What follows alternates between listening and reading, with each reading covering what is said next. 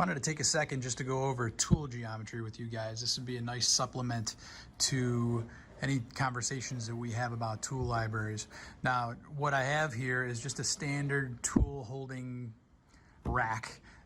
Quite honestly, I have not looked for these in a long time. This came with my ProLite 1000 way back when in 1997 when we bought the ProLite 1000. I've retrofitted it with some 3D printed collets or plastic parts here, these rings, to be able to hold the tool collets for the Benchmill 6100 without jiggling around. So I 3D printed these little rings to click into place in the old ones so that I can ideally hold these a lot better. Looking at the tools though, just to give you guys a little bit different perspective here on tool geometry. The first one that probably sticks out to you is, what is that thing closest to me? So this is a 3/8 of an inch roughing flat end mill. You can see that it is non-center cutting, if I can get the camera to focus on this. So there is a fluid flood straw or cavity down through the center of that tool.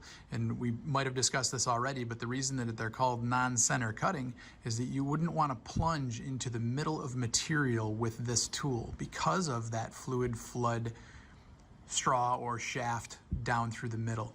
All right, that cavity can bind up with material and honestly not good for center cutting. So this is a non-center cutting roughing end mill.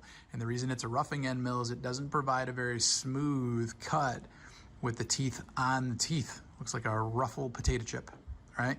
But they are pretty mean at bogging away material. So if you have enough tool holders and you can afford to get a couple of these in there, they're nice to have for dense materials.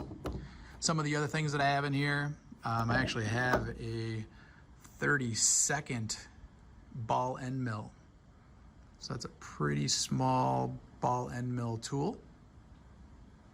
And you can see that the taper on them only allows you to cut to a certain depth. When you start getting into your smaller tools, smallest shank diameter you're gonna have down at the base here is an 1/8 inch.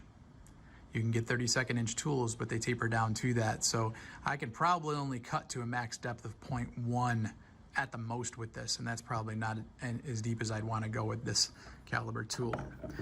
16th inch, 4 flute or 4 tooth flat end mill. Again, tapers down from an 1/8 inch. Got to watch your depth of cut on that as well. 1/8 inch ball end mill, 2 teeth. Also tapers from looks like a 3/8 inch shank.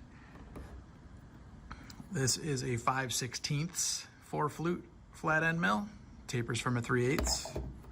1/4 inch flat end mill, tapers from a 3/8. 1/4 inch ball end mill, 4 teeth, tapers from a 3/8. And an actual 3/8 tin coated. This might be titanium nitride dipped. You can usually tell by the gray, dark gray or black coating that's on it. Just extends the longevity of the sharpness of the tool, really. So this is a 4 flute center cutting 3/8 inch flat end mill.